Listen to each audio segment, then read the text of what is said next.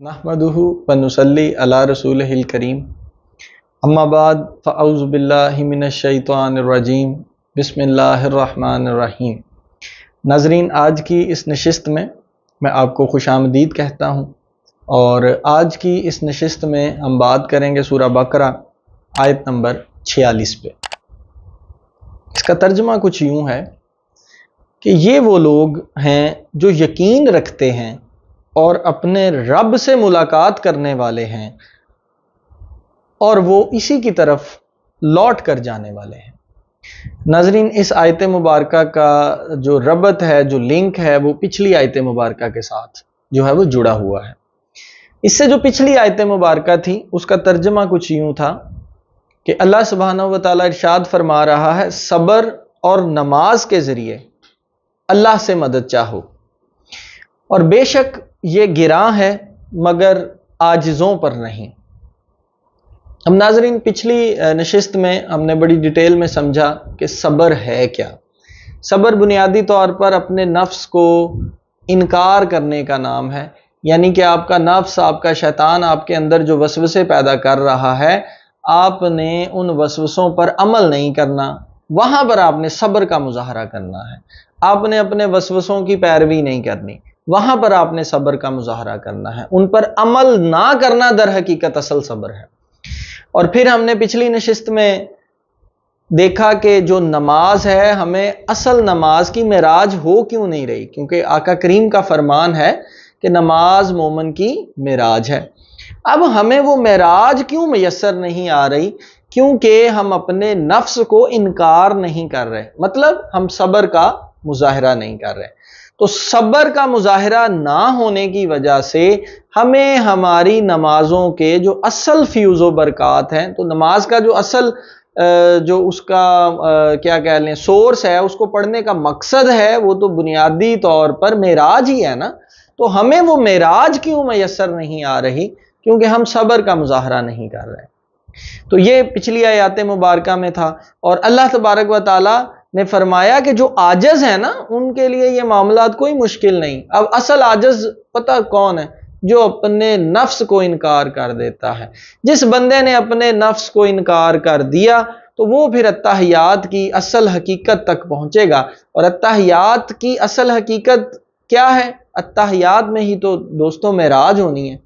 अत्तहियात में आप गवाही देते हैं और जब गवाही दी जाती है, गवाही देने वाला, जिसकी गवाही देनी हो वो, और जिसने गवाही लेनी हो, तीनों का मौजूद होना लाजमी है। तो अत्तहियात में गवाही मैं देता हूँ, देता मैं आका करीम की हूँ, देनी रब की बारगाह में है। तो जब तक आप अपने नफ्स को इनकार नहीं करेंगे, खुद को सब्र के मकाम पर नहीं लेके आएंगे दोस्तों, तब तक आप नमाज के अंदर इस मेराज की कैफियत तक बिल्कुल भी नहीं पहुंच सकते। और जब तक मेराज की ये कैफियत आपको मैसर नहीं आएगी, मतलब आप आका करीम की गवाही दे रहे हैं, रब की बारगाह में दे रहे हैं, आप तीनों एक ही लम्हे इकट्ठे नहीं होंगे, तो तब तक रब आपकी कोई मदद नहीं करेगा। रब कहता है जो आजज होगा उसके लिए ये करना बहुत आसान है। आजज कौन लोग होंगे? आजज वो लोग होंगे जिन्होंने अपने नफ्स को इनकार कर दिया। अच्छा नाजरीन, अब इस कॉन्टेक्स्ट, ये जो मैंने आपको जो है वो बताया, मफहूम बताया, इसको जहन में रखते हुए अब इस आयत मुबारका को समझें। रब फरमा रहा है ये वो लोग हैं, कौन लोग? जिन्होंने सब्र और नमाज के जरिए मेरी मदद चाही, जो यकीन रखते हैं कि वो अपने रब से मुलाकात करने वाले हैं और उसी की तरफ लौट कर जाने वाले हैं।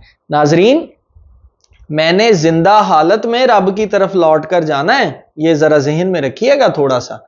अब जब तक मैं रब से मुलाकात का यकीन ही नहीं रखूंगा, अच्छा सबसे बड़ा यकीन पता क्या है?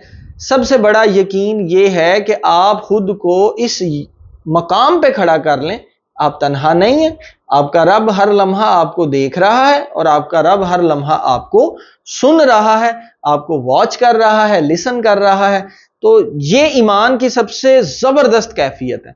तो जब आप खुद को इस कैफियत पर खड़ा कर लेंगे ना, तो फिर आप सब्र والا معاملہ اختیار کریں گے، اور پھر جب آپ نماز تک پہنچیں گے تو پھر ملاقات کا معاملہ جو ہے وہ شروع ہوگا، پھر آپ کو نماز کی اصل حقیقت سمجھ آئے گی، پھر نماز مومن کی معراج کیسے ہے، پھر آپ پر یہ حقیقت آشکار ہوگی، اور جب حقیقت آشکار ہوگی تو در حقیقت وہ جو ملاقات ہے تو زندہ رہتے ہوئے ہم اپنے رب سے ملاقات کرنے جائیں گے نماز کی حالت میں۔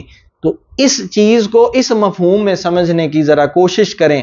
رب فرما رہا ہے یہی وہ لوگ ہیں جو یقین رکھتے ہیں، وہ اپنے رب سے ملاقات کرنے والے ہیں۔ مجھے تو یقین ہے کہ میں نماز کے ذریعے اپنے رب سے ملاقات کروں گا، اور رب کہتا ہے اور وہ اسی کی طرف لوٹ کر جانے والے ہیں۔ تو ناظرین، میں قرآن کی ایک اور آیت بھی آپ کے سامنے رکھتا ہوں جس کا مفہوم کچھ یوں ہے کہ اللہ سبحانہ و تعالیٰ ارشاد فرماتا ہے جو لوگ ادھر اندھے وہ ادھر بھی اندھے۔ اب ادھر اندھے سے کیا مراد ہے؟ ادھر اندھے رہنے سے یہ مراد ہے کہ ہم نمازیں تو پڑھتے ہیں لیکن ہم نمازوں میں اس کی حقیقت تک نہیں پہنچ پا رہے۔ تو جو ادھر حقیقت تک نہیں پہنچ پائے گا وہ اس دن روز محشر بھی اصل حقیقت کو نہیں پائے گا۔ تو اس لیے ذرا غور و فکر کیجئے۔ تو جب تک ہم اس دنیا میں رہتے ہوئے اپنے رب کی طرف نہیں لوٹیں گے تو رب نور ہے، نور ہی نور کو دیکھ سکتا ہے۔ آپ کی روح جو ہے وہ رب کا دیدار کرے گی جا کے، اور وہ رب کا دیدار کب کرے گی؟ روح جب پاک ہوگی تو وہ اپنا سفر شروع کرے گی نا۔ تو دوستو، سب سے پہلے اپنی روحوں کو پاک کریں۔ روحیں پاک ہوں گی نفس کو انکار کرنے سے۔ تو آپ سے گزارش ہے ان آیتوں کو سمجھیں۔ قرآن کی، میں پھر ایک ہی بات کہتا ہوں، قرآن کی ہر آیت کے اندر پیغام ہے آپ کے لیے اور میرے لیے۔ دعا کرتا ہوں اللہ تبارک و تعالیٰ سے، اللہ تبارک و تعالیٰ ہمیں ان تمام باتوں کو صحیح معنوں میں سمجھنے کی توفیق عطا فرمائے۔ آمین۔